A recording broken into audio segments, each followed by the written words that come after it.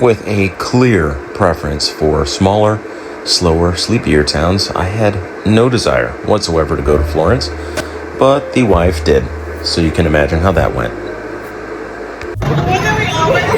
So we're in the middle of Florence, heading to Ponte Vecchio. Just beautiful, all the buildings around here.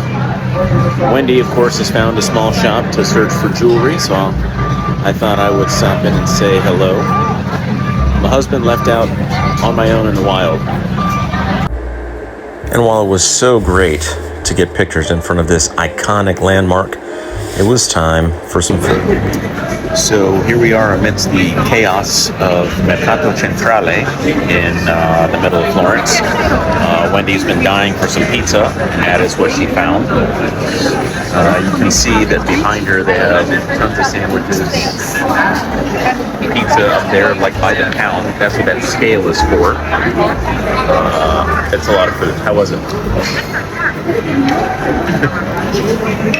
Wendy likes it. But that was the thing about Florence. You just walk from one life-changing meal to the next. So this night was no different. We went on the hunt for our next meal and ended up stumbling upon this small little osteria. Wendy is having her first authentic Italian tiramisu. Points for presentation. This is really beautiful. No, she approves. The lady likes it. Keeping in mind, of course, that this is the Decanted Life, there was wine, plenty of it, and it was all amazing. But sometimes in Florence, your wine is just your bridge to your midnight snack. And whether it's the famous All'Antico Vinaio or any of the other major sandwich shops in Florence, you're likely to stumble upon the best sandwich of your life. That's so good. In case you thought we were leaving it out, no, we were not going to skip out on the world-famous Vivoli gelateria. Here, Wendy samples for the first time a classic Affogato. There it is, the world-famous Vivoli Affogato. Oh my god. Put the phone down and try it. Gelato and espresso. Happily, that fresh brewed espresso perfectly counters the sugar coma that would naturally ensue from this amount of gelato. Not a fan of wine? Not to worry. Every restaurant you eat at is going to try to pour limoncello down your throat.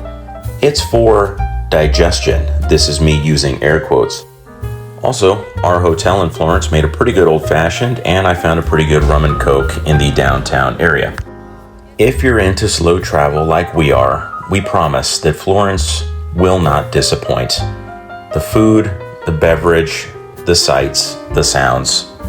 Florence provides the quintessential decanted life. So we just finished awesome dinner in the heart of Florence, and now we're on the way back to our hotel. But first, we thought we would stop by. This is Piazza Vecchio, I think. And so you can see the fountain over here, La Fontana. All the people that are still out. It is almost 11 here. So, last full night in Florence. Very sad. So take it from Wendy. Come to Florence. You won't regret it. This has been The Decanted Life.